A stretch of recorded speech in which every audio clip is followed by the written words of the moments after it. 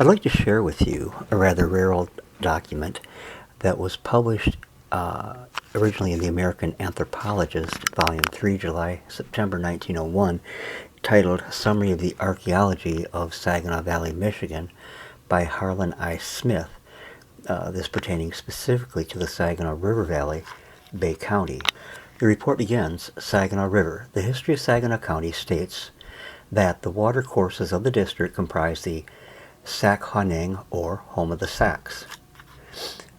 This next one, bear with me, is Tich Aga in the Bewin village site. The history of Saginaw County states that it must also be remembered that the great camp, or Kepe Shawink, of the wandering bands did not hold the same position in the summer as in the winter, so that he who relies upon Indian legends simply and without further inquiry might associate the summer camp on the lakeshore with the winter camp of the interior. Both were great camps. The second, or summer camp, was north of Neshkotayonk, and the first in coming down from the lake. In winter, the bayshore camp was called Tisha Ge Biwin by travelers as being close by the great camp, and in summer a reversal of terms was simply used to denote the upper camp was a place close by. Neshkotayonk village site, the history of Saginaw County, states that the summer camp was north of Neshkotayonk. McCormick Mound. W.R. McCormick's, referring to the Water Street Mound, wrote as follows. Some 30 rods below on Water Street between 22nd and 23rd Streets is an elevation the highest on the river, on which is located the Bay City Brewery, Barney Hotel, the residence of W.R. McCormick, and other residences comprising nearly 2 acres. I wish to describe this elevation as I saw it in a state of nature over 45 years ago. For many years, it was considered to be a natural elevation of the land, but subsequent excavations have proved it to have been constructed by some remote race of people. When I first became acquainted with the location, it was covered with a dense growth of timber, with the exception of the mound and about 1.5 acres in the rear of it, where the earth was taken from to build the mound. It was then a duck pond, with water 3 feet deep, grown up with alder bushes. In grading 22nd Street through the north end of the mound some years since, we found at a depth of 11 feet 3 skeletons of a very large stature with earthen pots at the head of each. In excavating for the cellar of the Bay City Brewery, we found at a depth of 4 feet the remains of Indians in good state of preservation, with high cheekbones and receding forehead, while below these, again at a depth of 4 or 5 feet, the remains of a more ancient race of an entirely different formation of skull, and with those burned stone implements and pottery were found. I have been unable to preserve any of these skulls, as they crumbled to dust when exposed to the air. I found one skeleton in a sitting position, facing the west, with a very narrow head and long as if it had been compressed. I laid it aside in hopes to preserve it, but in a few hours it had crumbled to pieces. This mound is full of the remains of ancient pottery and small stones that have been through the action of fire. A friend of mine found an awl made of copper, which was quite soft, with the exception of about 1 inch from the point, which was so hard that a file would scarcely make an impression on it. This seems to me to show that the mound builders had the art of hardening copper. The use of the word race instead of tribe is probably a mistake in nomenclature, since the author evidently did not refer to the early Europeans, explorers, or settlers. The statement that skeletons of a very large size were found is probably due to misjudgment. Such remarks are commonly heard in the folklore repeated to explorers throughout the region. It is still possible that this site is a natural hill in which were graves, and that the duck pond was also natural and not the source of the material of which the mound was made. Many of the hills in this region are formed by the wind and are increased and decreased by the same means. This would satisfactorily account for the burials at different depths. Fragile bones that would crumble on exposure to the direct rays of the sun, or even to dry air, may often be preserved without the use of other means than by wrapping in paper and boxing quickly so as to retain the moisture and allow them to dry slowly enough to become hard without warping. While the narrow skull described by Mr. McCormick may have been a case of post-mortem deformation due to the pressure of the soil, it may more probably have been the skull of a rarer of two types, since not only the Sauk and Ojibwe have inhabited the region, but the Potawatomi and other tribes have visited it. And again, two forms of crania have been found elsewhere in this valley. The statement that part of the point of the awl was so hard that a file would scarcely make an impression on it is a fallacy probably derived from the feel and effect on the file of the thickly oxidized metal as compared with that of a clean piece of metallic copper. The term mound builders, as used by Mr. McCormick, probably refers to a mysterious extinct people, whereas the word Indians would doubtless have been more suitable in this connection. William McCormick states that in the vicinity of the residence of William R. McCormick, that being the highest land and where the Sauk had attempted to fortify themselves, at the present time, by digging in this hill you will find it full of human bones. Mr. McCormick, referring to the mounds of Saginaw Valley, states that the plow has helped to level many of them, with the exception of the Fraser, Fitz-Hume, and McCormick mounds. And to prove that the last three are artificial and not natural is the fact that in the rear of all these are low places, showing where the earth had been taken from to build the mounds. Again, the soil of the mounds differs from the soil around them, with the exception of low places referred to from wherein the earth was taken. And in no part of the valley will you find those relics except in those mounds. The description of the varieties of soil is perhaps too arbitrary, and specimens such as are found in the mounds are found also on village sites. Professor Thomas states that there is a large artificial elevation on Water Street in Bay City East Side, described by W.K. McCormick in Michigan Pioneer Collection, Volume 4, 1831. Water Street Mounds, W.R. McCormick wrote as follows: on the Saginaw River towards its mouth, when we come to what is now the corner of 24th and Water Streets in Bay City, where the center house now stands, we find the old McCormick homestead. Here were two large mounds in the garden, which my father plowed and scraped down. They contained a number of skeletons, stone axes, knives, and quite an amount of broken pottery. Professor Thomas states that the two large mounds now gone stood on the east side of the Saginaw River at the corner of 24th and Water Streets, Bay City, and they were described again by W.K. McCormick in Michigan Pioneer Collections in 1881, Volume 4.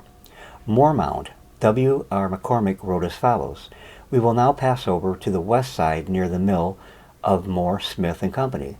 There were here, 45 years ago, a mound just above the mill, about 100 feet across in a circular form and about 3 feet high. Originally it must have been much higher.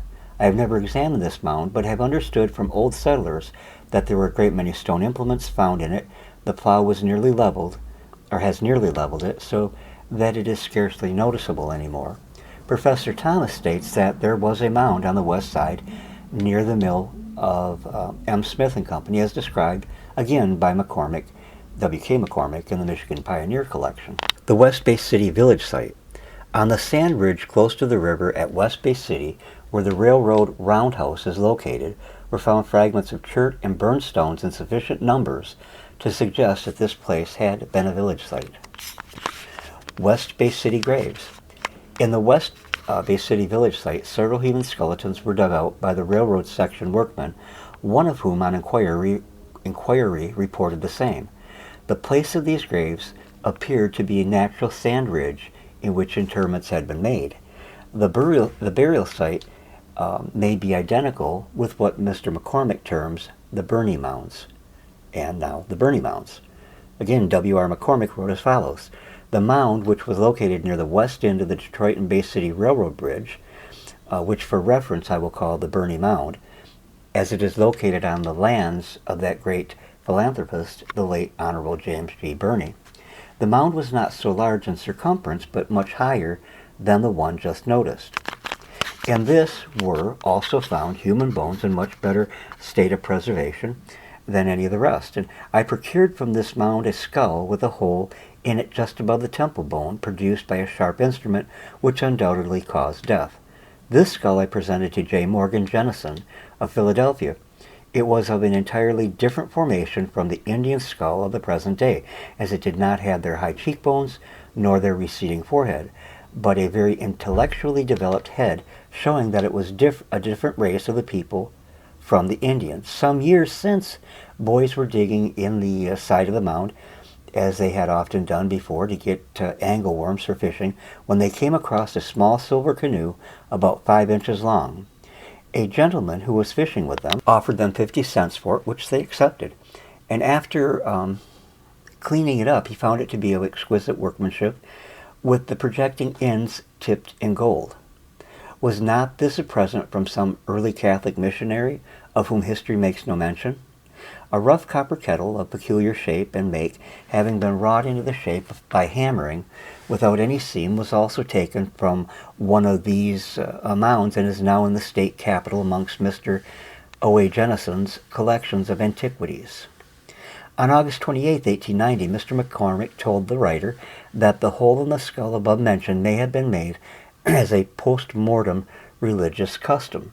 Regarding the remarks concerning the shape of the skull, it must be remembered that, at the time Mr. McCormick wrote, exact somatologic methods were unknown in this section, and the great difference in the shape of skull from that of the others found, unless the skull were that of a Caucasian, possibly an early French voyager, was probably exaggerated owing to the lack of familiarity with crania.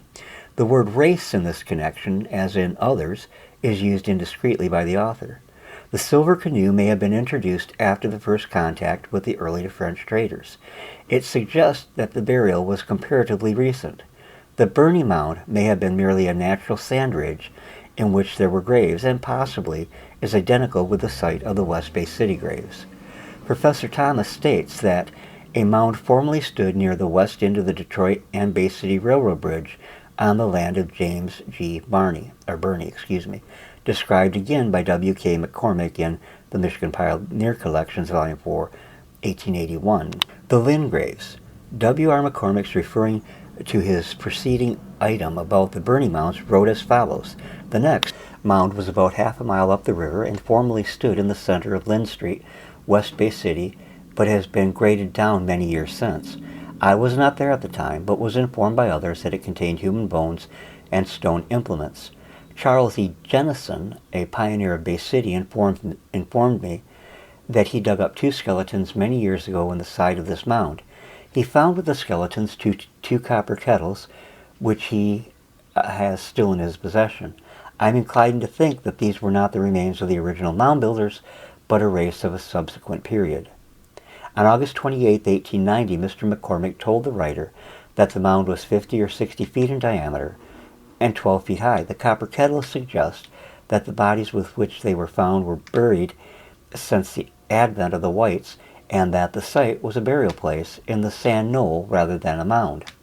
Professor Thomas states that another, referring to his preceding item about the Burney Mounds, stood half-mile up the river, same side west, at what is now the center of Lean Street, West Bay City. He also mentions that copper kettles were found and that the information was derived again from W.K. McCormick in Michigan Pioneer Collection, Volume 4, 1881. Fitz-Hume graves. W.R. McCormick, referring to his preceding items about the Lynn graves, wrote as follows. We now proceed a half-mile more up the river to the rise of ground in the rear of Frank Fitz-Hume's grist mill. This elevation 45 years ago, when I first saw it, was the most picturesque spot on the Saginaw River. Here was also a beautiful spring of cold water and was a favorite camping ground of the Indians. It was also, according to the Indian tradition, the original site of the Sauk village and where the great battle was fought when the Chippewas exterminated that nation. This I will call the Fitz-Hume Mount, as it is on the lands of Frank Fitz-Hume.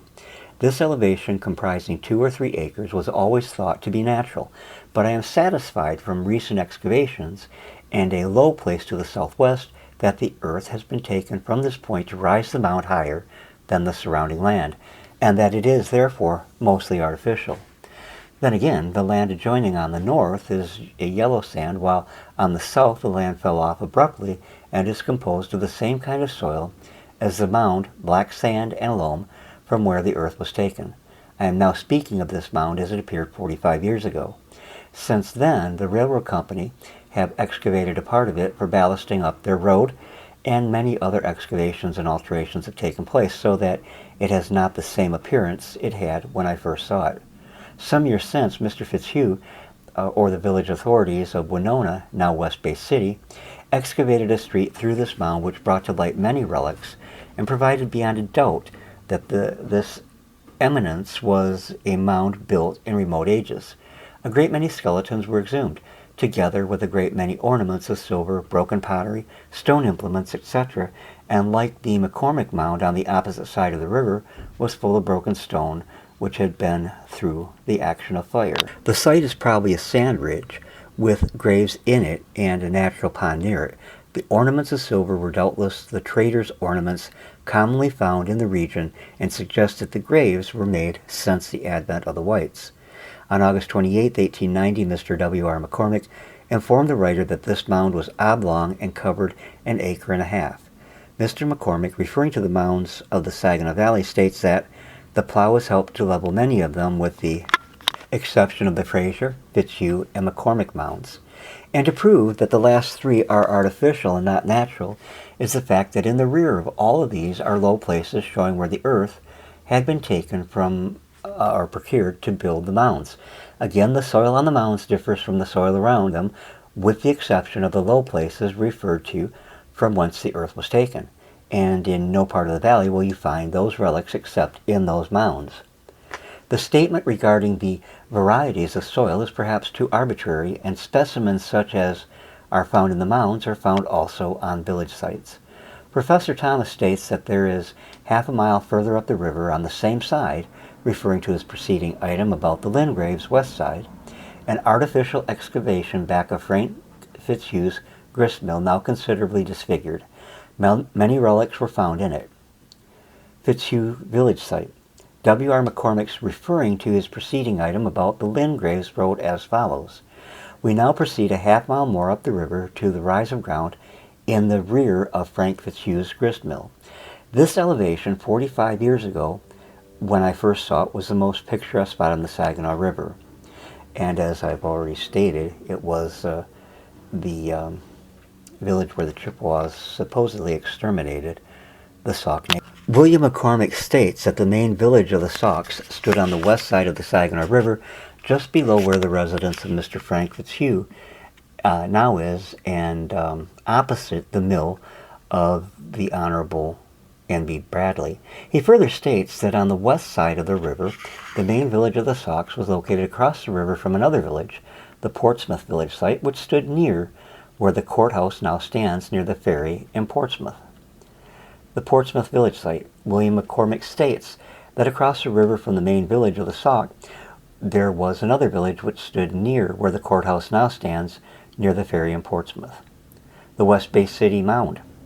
On August 28, 1890, Mr. W.R. McCormick informed the writer that on the west side of the Saginaw River, near Peter Smith's mill in the first ward of Bay City, there was a very high sacrificial mound of conical form. Saginaw village site. William McCormick's referring to Skull Island states that just below this locality lies Saginaw upon a high bank on the west side of the river. This is the Saginaw of the Red Man, and the only place known by him by that name. The meaning of the word is the land of the Sauks. The place known to the white men as Saginaw lies 12 miles more up the river and is called Cape Shawink. Skull Island graves. William McCormick relates that Skull Island, which is the next island above what is now Stones Island, is known as Skull Island from a number of skulls found on it. He further relates that about 12 miles below Saginaw City is Skull Island, so named by the Indians in consideration that upon it exists an endless quantity of dead heads which were left here after the great fight years long past between the Chippewa and the Sauks. Christening about 2 acres of that island. The approximate date given is 1520, massacre of the Sauks by the Ocheepewas. The writer has found no place named Bad Island or Skull Island on any map and suspects that the former term, at least, was used descriptively in that instance only was perpetuated by typographical error in capitalization. Sayua-Conning Creek, the map of Saginaw and Tuscola with part of Genesee, Lapeer, Huron, and Midland counties, Michigan, gives the name Sayua-Conning to the creek given on the map accompanying the history of Saginaw County as Sayua-Conning Creek. The history also refers to it as Squahoning, or Last Battle River, and it states that the Squahoning Creek South Branch rises in the township of Kochville and following northeasterly enters the Saginaw River about 6 miles from the north. And then Sheboygan Creek. The history of Saginaw County gives the name of this creek as Sheboygan and states that Sheboy Creek rises in Tuscola County and flowing in the northwesterly direction through the townships of Bloomfield, Buena Vista, and Zilwaukee, enters the Saginaw above Bay City. And this account was originally, as I said, published in 1901, and it gives a lot of interesting information that I've not seen before. And so I hope you've enjoyed it. If you have enjoyed it, please be sure to subscribe to my channel and click the bell icon so you're notified of any new video releases. Thank you for taking the time to listen. God bless, and have a good night.